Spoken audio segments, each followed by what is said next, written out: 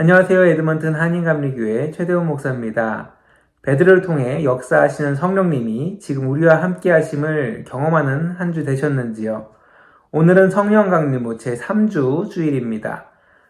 오늘은 베드로가 성전 미문의 병자를 치유했던 사건, 그 이후에 일어났던 일을 보면서 오늘 우리에게 주시는 하나님의 말씀을 나누고자 합니다. 먼저 사도행전 4장 6절에서 10절 말씀 읽어보도록 하겠습니다. 대제사장 안나스와 가야바와 요한과 알렉산더와 및 대제사장의 문중이 다 참여하여 사도들을 가운데 세우고 묻되 너희가 무슨 권세와 누구의 이름으로 이 일을 행하였느냐? 이에 베드로가 성령이 충만하여 이르되 백성의 관리들과 장로들아 만일 병자에게 행한 착한 일에 대하여 이 사람이 어떻게 구원을 받았느냐고 오늘 우리에게 질문한다면 너희와 모든 이스라엘 백성들은 알라. 너희가 십자가에 못 박고 하나님이 죽은 자 가운데서 살리신 나사렛 예수 그리스도의 이름으로 이 사람이 건강하게 되어 너희 앞에 섰느니라. 아멘. 이 말씀의 배경은 베드로가 병자를 치유한 사건 이후 이제 말씀을 선포하는데 이때 제사장과 성전 맡은 자, 사두개인들이 예수님의 그 부활을 증거하는 걸 싫어하면서 그들을 옥에 가두고 이틀 후에 심문하는 과정에서 베드로가 한 이야기입니다. 먼저 이 말씀에서 알아야 할 것이 있는데 바로 제사장과 성전 맡은 자, 사두개인들이 어떤 사람인지를 좀 알아야 합니다. 이들은 이 당시 유대 종교 지도자의 최상층에 있던 사람들입니다. 정치적으로 이스라엘은 로마의 지배 가운데 있었기 때문에 예수님을 처형할 때도 빌라도에게 허락을 받아야 처형할 수 있었죠. 하지만 종교적인 이슈나 또 유대 문화적인 부분에서 판결하거나 결정하는 것은 성전을 차지했던 제사장, 성전 맡은 자, 사두개인들 중심으로 이루어졌습니다. 이 사두개인들은 과거 대제사장 사독의 자손들로서 제사장의 정통을 주장하면서 유대교의 정치적, 종교적 중심 세력이 되었습니다. 그래서 대제사장 역시 사두개인이었다는 것이죠.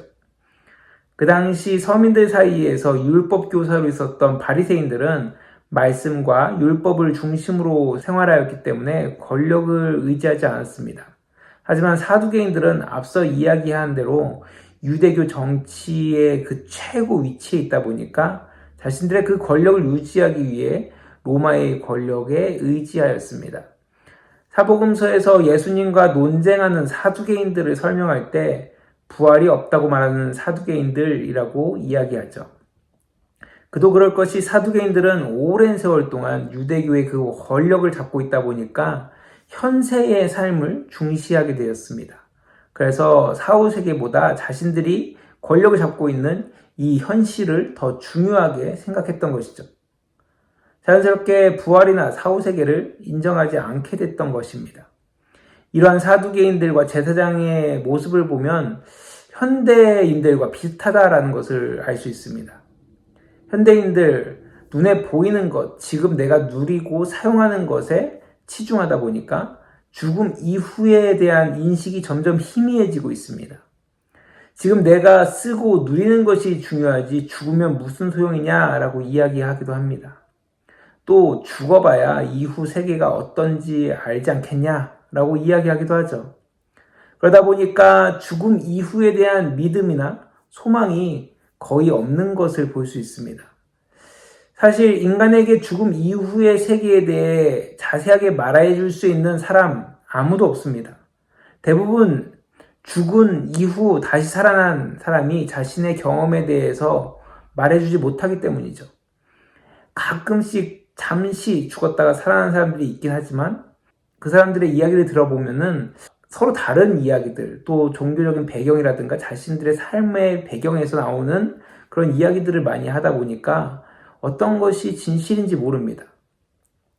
그러다 보니 사후세계에 대한 의견이 분분하고 현대의 사람들은 신뢰성 없는 사후세계에 관심을 갖지 않고 현실을 즐기는 데 집중하면서 살아갑니다. 사실 저 역시 죽음이라는 단어 앞에서 담대하지 못합니다. 죽음 이후의 삶이 어떤지 경험해 본 적이 없고 또 누구 하나 정확하게 이야기해 준 사람도 없기 때문이죠.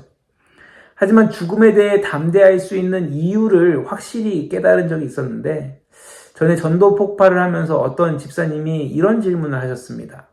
자신이 예수님을 알고 또 천국의 소망도 있지만 죽음이라는 것을 생각했을 때 두렵다라고 이야기하시면서 저는 어떤지 물어보시더라고요. 저도 죽음이라는 것을 경험해 보지 않았기 때문에 죽음이 당장 눈앞에 다가온다면 두려울 수밖에 없음을 솔직히 그 집사님께 인정했습니다. 하지만 그래도 그 두려움 가운데 용기를 가질 수 있는 이유에 대해서도 말씀을 드렸는데 예수님도 죽음 앞에서 두려워하셨다라는 것이죠. 십자가 죽음이 다가오자 예수님은 그 마지막 날 밤 겟세마네 동산에서 그 죽음, 십자가를 피할 수 있으면 피하게 해달라고 간절히 기도하십니다. 예수님 역시 다가오는 죽음이 두려우셨던 겁니다. 하지만 그럼에도 불구하고 하나님의 그 말씀에 순종해서 죽음의 길을 걸어가시죠. 무엇보다 그러한 예수님이 죽고 그 무덤에 그대로 있는 것이 아니라 죽으신 지 3일 만에 다시 살아나시고 하늘로 승천하시면서 영원한 하늘나라가 있다라는 것을 그 제자들에게 분명히 보여주십니다.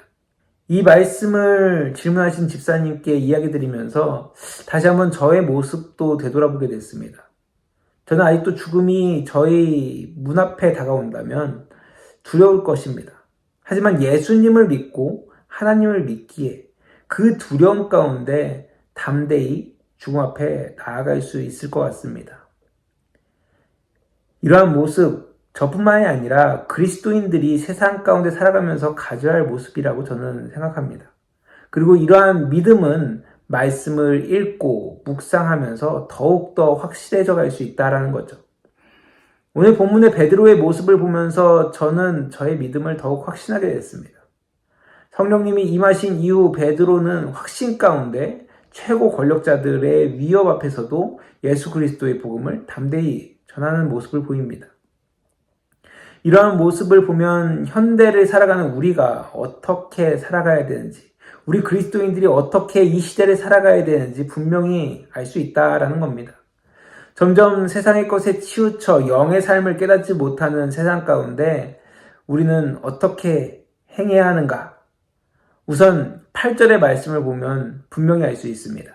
바로 성령 충만해야 한다라는 겁니다. 베드로가 자신을 위협하는 권력층 앞에서 담대히 복음을 전할 수 있었던 것은 성령이 충만했기 때문입니다. 성령 충만한 것 다른 것이 아니죠. 위기의 순간, 위협의 순간, 내가 화가 나고 어려움에 처한 그 순간에 나와 함께 하신 성령님을 기억하는 것입니다.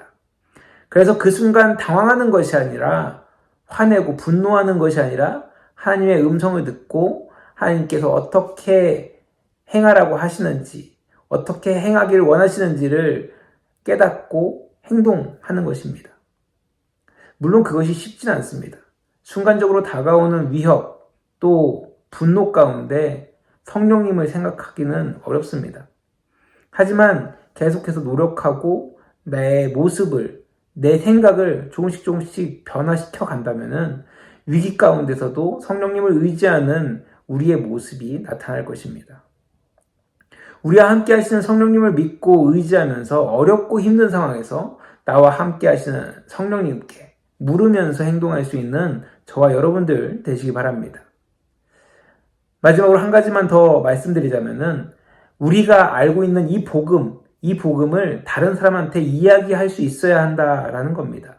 앞에 제 경험을 이야기했듯이 우리가 입으로 내 생각을, 내 마음을 선포하는 것 참으로 중요합니다.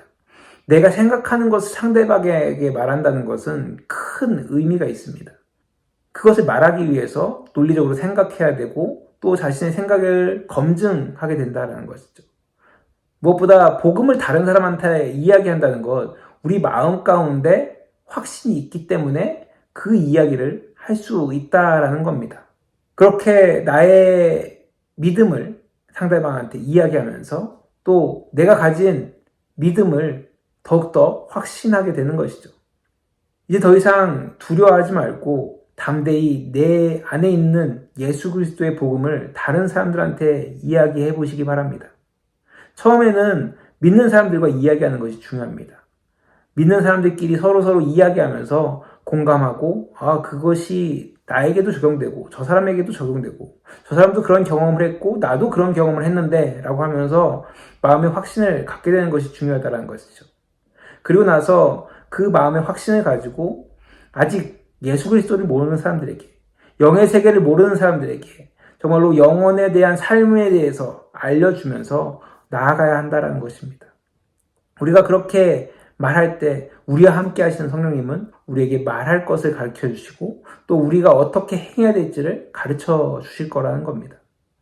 바라기는 점점 영의 세계를 잊어가는 이 세상 가운데서 정말로 영의 세계를 확신하면서 이 영의 세계를 보여주신 예수 그리스도의 놀라운 능력과 은혜를 경험하면서 그것을 전하면서 살아갈 수 있는 저와 여러분들 되시길 간절히 축원합니다. 기도하겠습니다. 하나님 감사합니다. 오늘도 이렇게 귀한 주님의 날을 허락하시고 우리가 다시 한번 내가 예수 그리스도의 그 복음 안에 있음을 깨닫게 하시니 너무나도 감사합니다. 우리가 세상을 살아가면서 현실에 매여서 영의 세계를 보지 못하는 이 시대 가운데 너무 쉽게 동조하고 그 세상에 따라서 살아가는 우리들의 모습을 보게 됩니다. 하지만 우리와 함께 하시는 그 성령님을 더욱더 기억하면서 성령님 안에서 성령 충만함으로 행할 수 있게 하여 주시옵시고 또 내가 가진 그 복음, 그 예수 그리스도의 놀라운 소식을 말하면서 전하면서 더욱더 나의 마음 가운데 확신을 갖고 담대히 이 땅을 살아가게 하여 주시옵소서. 점점 악해져가는 세상에 휩쓸려가는 것이 아니라 그 세상 가운데 인간적인 생각과 나의 생각으로 살아가는 것이 아니라 나와 함께 하시는 성령님께 묻고 그 은혜를 깨닫고 우리에게 주어진 그 삶을 하루하루 살아갈 수 있도록 도우시고 함께하여 주시옵소서. 주님께서 함께해 주실 것을 믿사오며 예수님의 이름으로 간절히 기도드렸습니다. 아멘.